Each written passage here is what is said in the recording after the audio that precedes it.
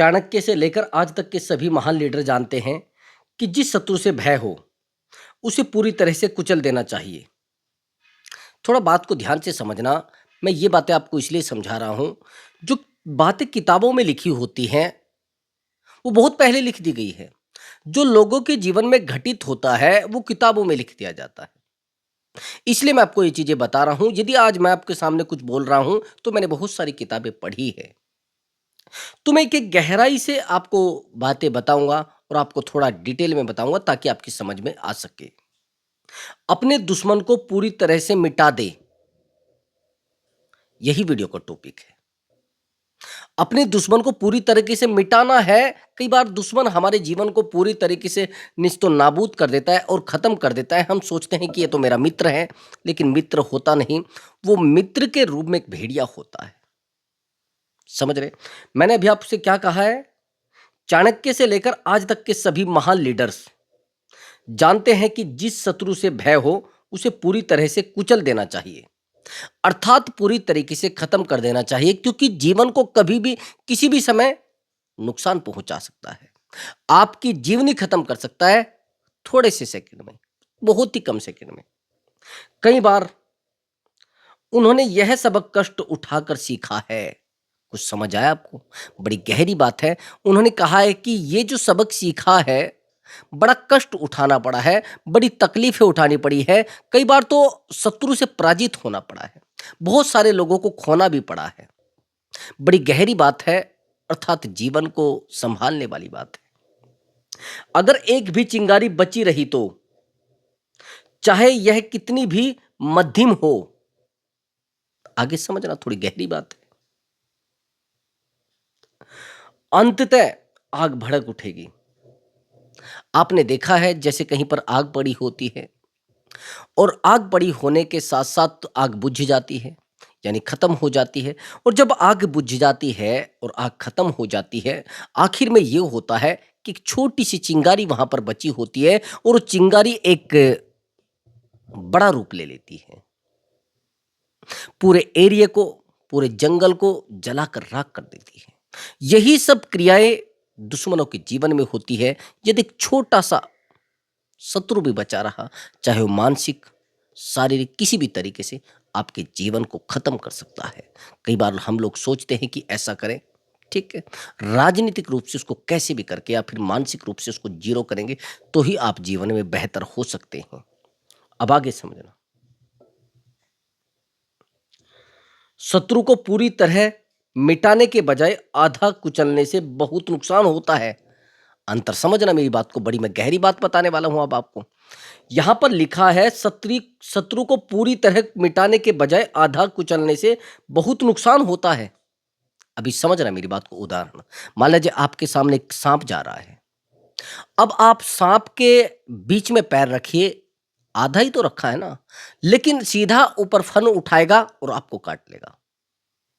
यदि सीधा उसके फन पर पैर रखा जाता तो कुचला जाता। कुछ लोग क्या करते हैं, थोड़ी सी तकलीफ पहुंचाते हैं और सोचते हैं कि चलो अब तो उसको महसूस हो गई, अब ये कहां तकलीफों में होगा। पूरे तरीके से कुचले, नहीं तो ना कुचले। समझ रहे? अब आगे की समझ। शत्रु फिर से शक्तिशाली बन जाएगा। वही बात जो मैं आपको बता रहा हूं, वही चीज आई है ना, कि शक्तिशाली दोबारा बनेगा शत्रु। अर्थात आपके जीवन को कहीं भी निरर्थक बना सकता है, सार्थक नहीं। और प्रतिशोध लेगा, प्रतिशोध लेगा। मैंने बहुत सारी वीडियो में बताई है, शत्रु 100 के 100% प्रतिशोध लेता है। जीवन का अंत तक कर सकता है। आपके जीवन की दिशा चलती चलती बंद हो जाएगी। उसे पूरी तरह से कुचल डालो, शरीर से ही नहीं बल्कि आत्मा से भी।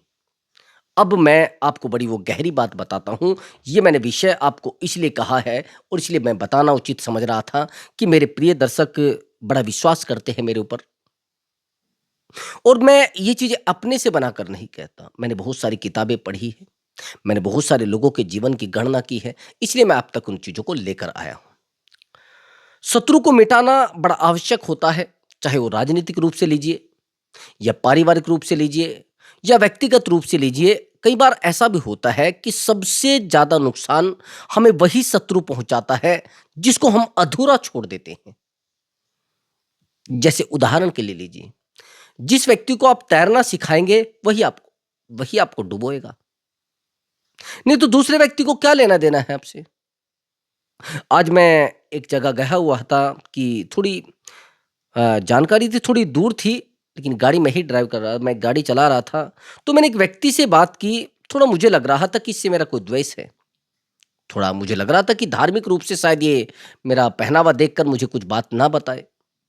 शायद ये रास्ता सही ना बताए, क्योंकि मुझे रास्ते का सही पता नहीं था। अब सब चीज़ें हैं, गूगल मैप है, लेकिन मुझे वो सही से मुझे पता नहीं होता है, मैं ज़्यादा उनकी जानकारी नहीं रखता हूँ। तो फिर मैंने उस व्यक्ति से पूछा कि भई ये रास्ता कहाँ जा रहा है? आप यकीन मानिए, पूरा सटीक, और मुझे पूरी उसने 2 मिनट दी।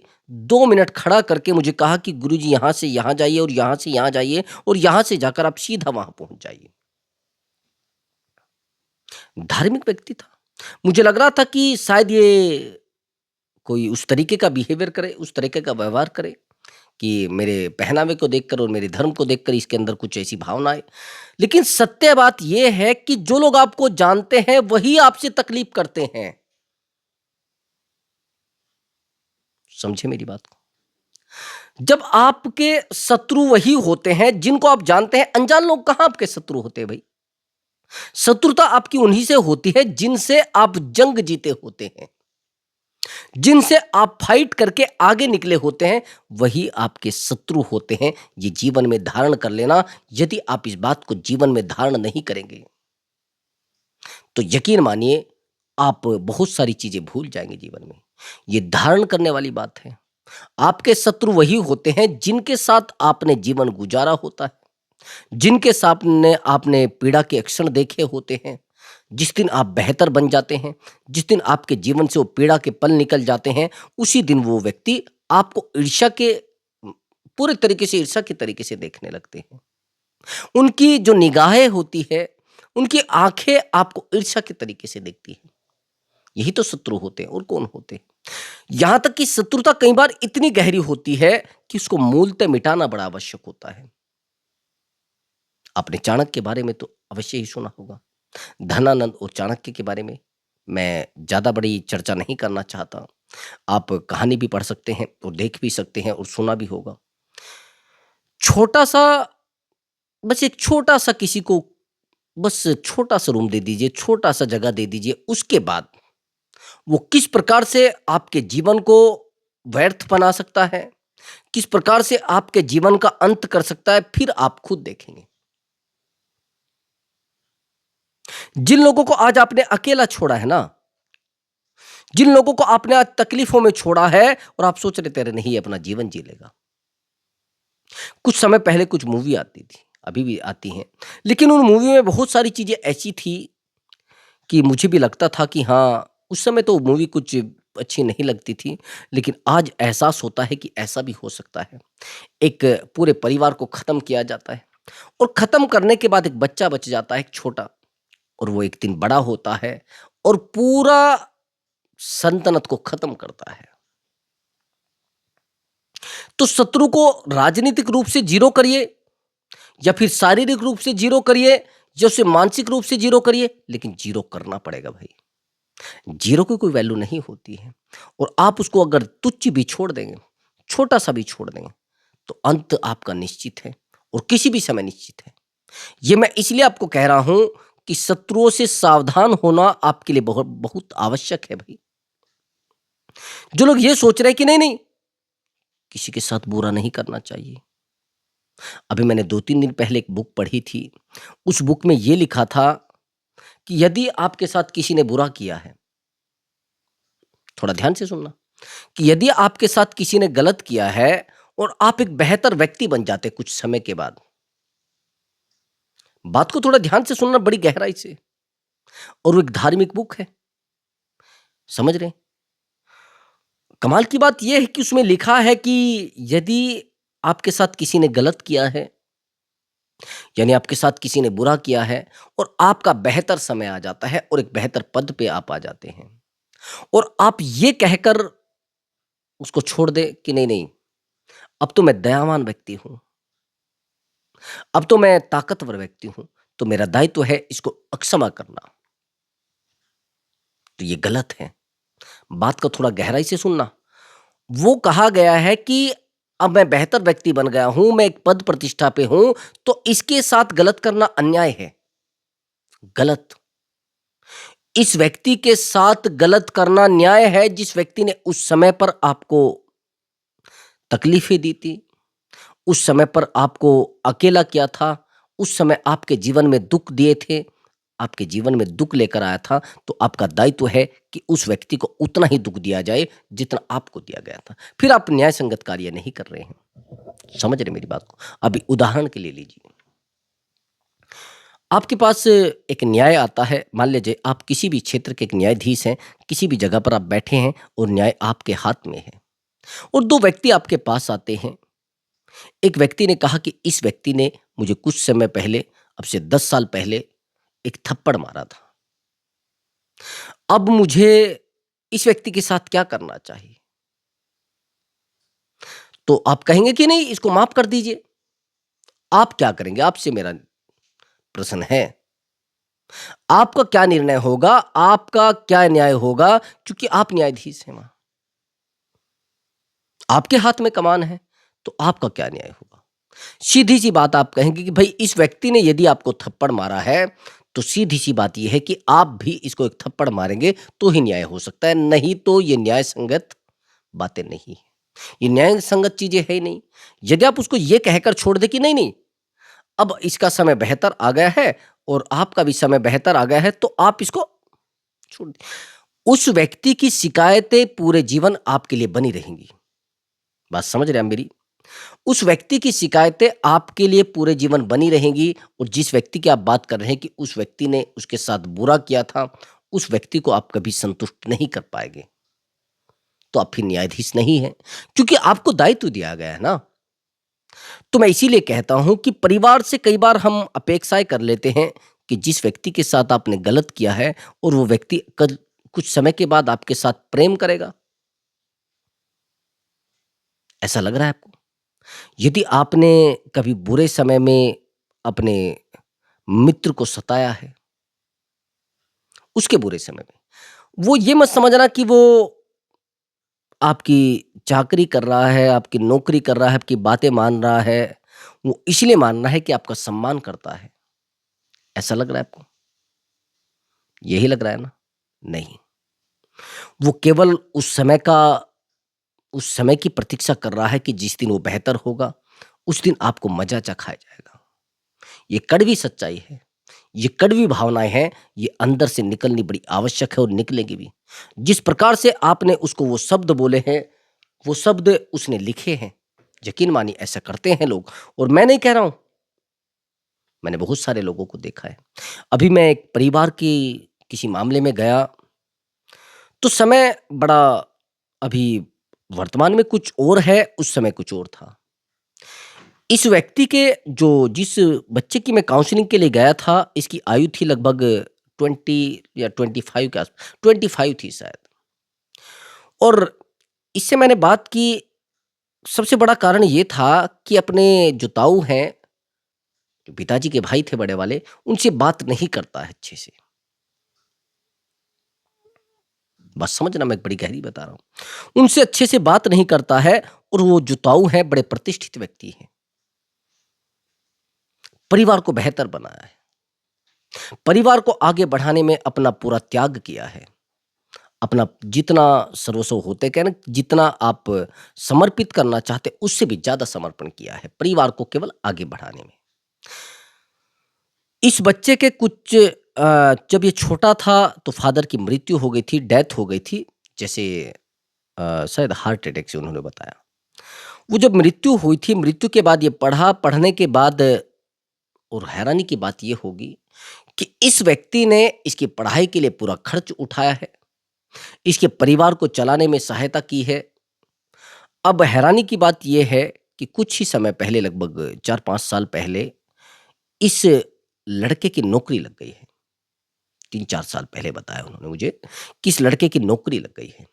ये जो उसके ताऊ हैं, वो भी प्रतिष्ठित व्यक्ति हैं, वो भी बेहतर नौकरी पर हैं, गवर्नमेंट में लग गई है। अब मैं आपसे एक सवाल करना चाह रहा हूँ और प्रश्न मेरा ये है और आंसर आपको खुद मिल जाएगा। ये जो बच्चा है, इसके अपने ताऊ के प्रति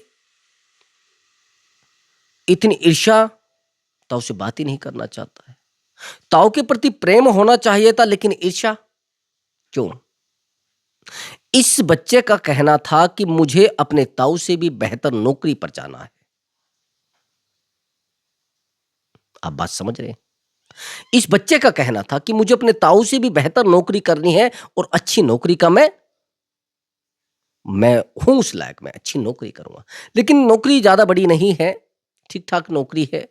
बात यह है कि ताऊ ने बड़ा बेहतर किया इसके लिए, इसकी बहन की शादी भी की और सब कुछ किया, परिवार को चलाने में बहुत सहयोग किया।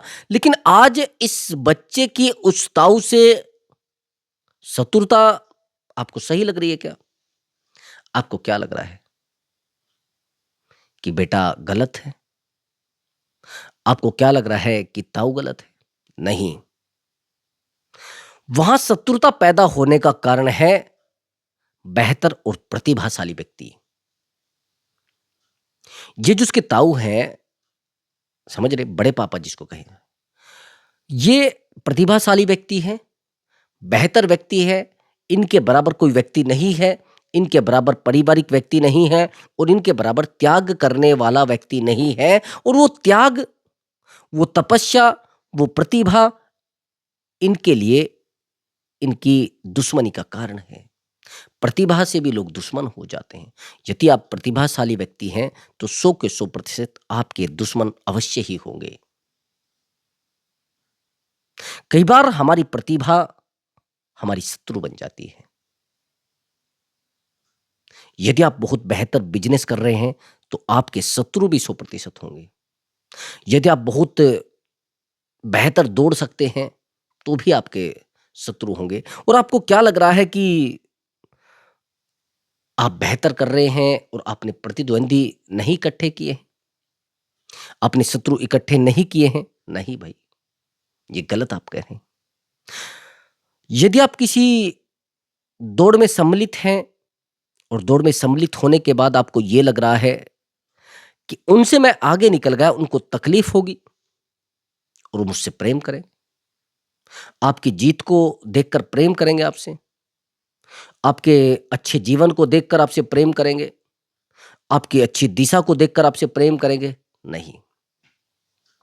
यही आज तक आप भूल करते आए हैं। उस बुक में इसीलिए तो लिखा है। कई बार इस सबक को बहुत तकलीफ उठाने के बाद सीखा जाता है। वो जो हारे हैं लोग, उनकी शत्रुता स्वतः ही आपसे बन गई है। यकीन मानिए, यदि कोई किसी पार्टी का अध्यक्ष है, उससे छोटे पद पर जो व्यक्ति है, वो रात दिन बस यही प्रार्थना करता है कि ये कब हटेगा, मेरा नंबर कब आएगा।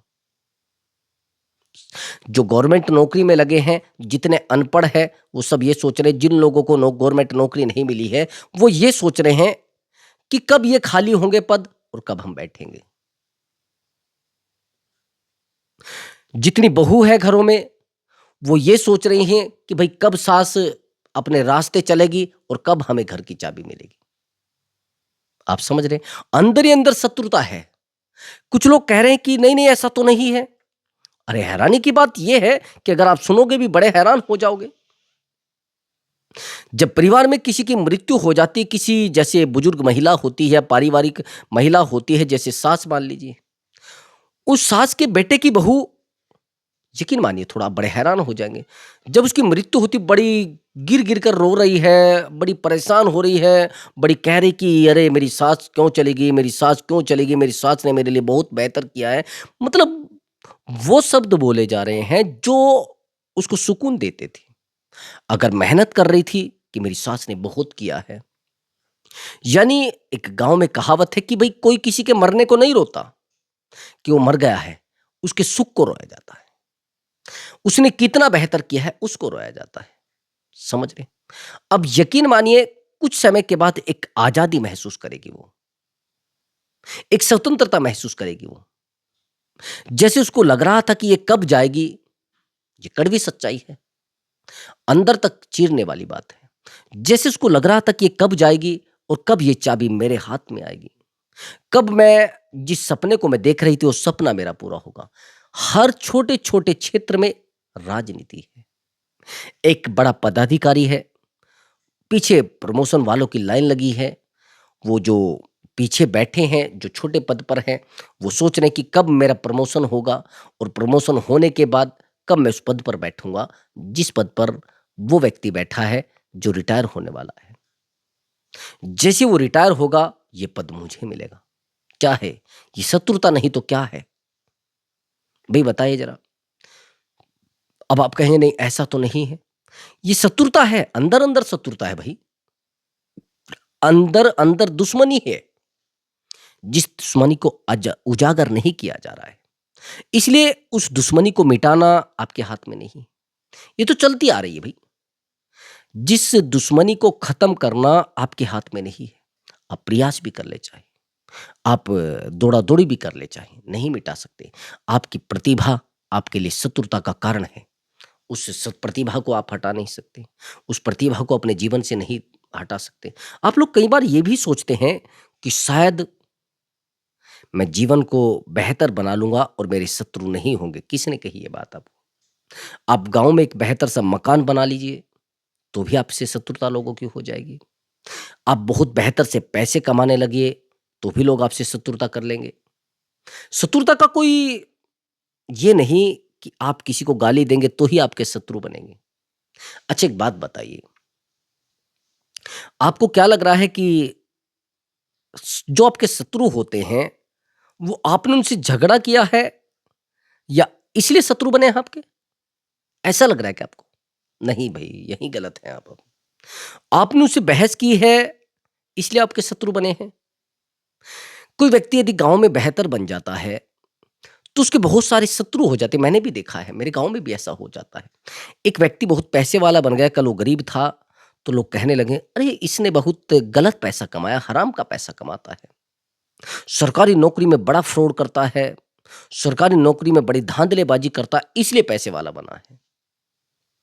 और अगर आप देखेंगे कि वो व्यक्ति ऐसे पैसे वाला नहीं बना है, काफ़ी समय से नौकरी भी कर रहा है, 2-4 लोन भी निकलवा रखे हैं। अब मैं आपको गहराई की बात बताऊँगा। ये जो लोग पैसे वाले हो जाते हैं, ये गरीब लोगों के लिए एक आईना होते हैं। पूरी गहराई तक जाना बात को लेकर, अंदर तक सोचना। ये गरीब लोगों के लिए एक आईना होते हैं, इसलिए गरीब लोगों की जो नफ़रत होती है, वो पैसे वाले व्यक्तियों के लिए 100% होती है। मैं बुराई नहीं कर रहा हूँ, सत्यता है।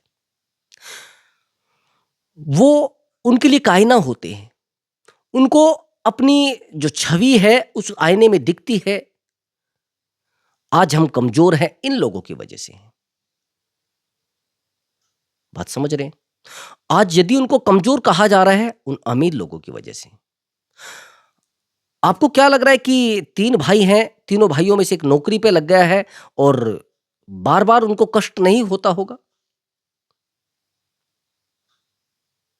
वो फिर भी उस भाई से प्रेम नहीं करते हैं, फिर भी उस भाई के बराबर में नहीं बैठ पाते हैं, फिर भी उस भाई के लिए त्याग नहीं होता है, क्यों?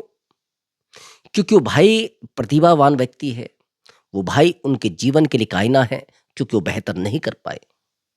उनको टोका जाता है केवल उसको लेकर कि देखा तुम्हारा भाई बेहतर कर गया, देखा इसी घर में वो पला बड़ा हुआ है लेकिन आपसे बेहतर जगह पे।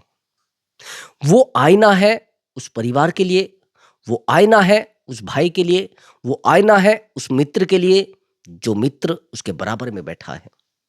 आईना होते हैं हम लोगों के लिए और आईना साफ दिखाता है, उसमें कोई झोल नहीं होता है, उसमें कोई फ्रॉडगिर्दी नहीं होती है। वो आईना स्पष्ट दिखाता है जैसे आप हैं, वहाँ कोई फ़िल्टर नहीं चलता है।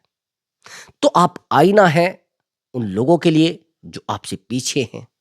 आप आईना हैं उन दुश्मनों के लिए जो आपके पीछे खड़े हैं और आपको कहते हैं कि ये बेवकूफ़ व्यक्ति है भई, इसने तो लूटा है, ससुराल से पैसा आया है, इसने तो लोगों का पैसा खाया है। उनके लिए आईना हैं आप, समझ रहे हैं? इसलिए आप शत्रुता के पहले पायदान पर हैं। आए समझ में? आपसे शत्रुता हो रही है और आपको क्या लग रहा है कि वो शत्रुता नहीं है, वो शत्रुता है और अंदर तक शत्रुता है। उस शत्रुता को आप खत्म ही नहीं कर सकते। आजीवन वो चलती रहेगी। जितना आप बेहतर करते जाएँगे, आपके लिए शत्रुओं की लाइन लगती जाएगी और उनमें से कुछ ऐसे लोग होंगे जो आपके अपने थे, जिनसे आपको सबसे ज़्यादा मोह था, जिनसे आपको सबसे ज़्यादा प्रेम था, जिनसे आपको सबसे अधिक लगाव था, वो आपके अपने होंगे, जो आपको कहेंगे कि हम आपके बिना नहीं रह पाते। वो कहते हैं ना कि इंसान के रूप में भेड़िए होंगे, एक मित्र के रूप में भेड़िए होंगे और उनके चेहरे पर एक मुखौटा होगा, जो मुखौटा उतरते ही आपकी सब कुछ खत्म कर देगा। ऐसा होता है ना, इतिहास में भी लिखा है। हमेशा अगर नुकसान पहुँचाया है, बराबर वाले ने। हमेशा हमें माइनस में भेजा गया है, हमारे मित्र के द्वारा। हमारे साथ पार्टनरशिप में धोखा हुआ है, हमारे मित्र के द्वारा। समझ रहे मेरी बात को? यदि आपको घाटे में भेजा गया है, ज़्यादातर लोगों को अगर देखोगे आप, तो घाटे में भेजा गया है, तो अपने मित्र की वजह से। शत्रुता हुई है मित्र की वजह से। मैं कुछ समय पहले अपने कुछ मेरे मित्र थे, और एक मेरा मित्र बहुत गहरा था, जहाँ हम जाते थे वहीं जाते थे। एक ही जगह हम लोग करते थे, सोते भी एक जगह ही थे। ज़्यादातर कमाल सोचेंगे, अगर हम एजुकेशन के रूम लेते तो एक ही। ज़्यादातर हमने देखा कहीं पर भी अवेलेबल होते थे तो दोनों अवेलेबल होते थे। लेकिन आज के समय में हम एक-दूसरे के साथ बोल ही नहीं पाते, एक-दूसरे के साथ बैठ ही नहीं पाते। उसका कारण है प्रतिभा। समझ रहे हैं? तो प्रिय दर्शकों, मैं मिलता हूँ एक नई वीडियो के साथ और एक नए टॉपिक के साथ भी, और एक बेहतर टॉपिक के साथ, ताकि आप लोगों के जीवन में वो ड्रामे, वो दुश्मन ना हो जो आपको ठेस पहुँचाते हैं, आपको जो अकेला करते हैं, आपको जो हराते हैं और जो आपको परेशान करते हैं। ऐसे लोगों से आप अपने आप को अलग रखें, जीवन की दिशा अलग रखें, जीवन को बेहतर बनाने की दिशा अलग रखें। और यदि आप इन लोगों से अपने आप को जोड़ोगे, तो फिर सीधी-सी बात है, आपको टूटना भी पड़ेगा। फिर आपको जो तकलीफ़ें मिलेंगी, जो अनुभव मिलेगा, वो ठोकर खाकर मिलेगा। जो उपलब्धि मिलेगी, वो अपने आप को पूरे तरीके से समर्पित करके मिलेगी। तो मैं मिलता हूँ एक नई वीडियो के साथ। प्रणाम मेरे प्रिय दर्शकों।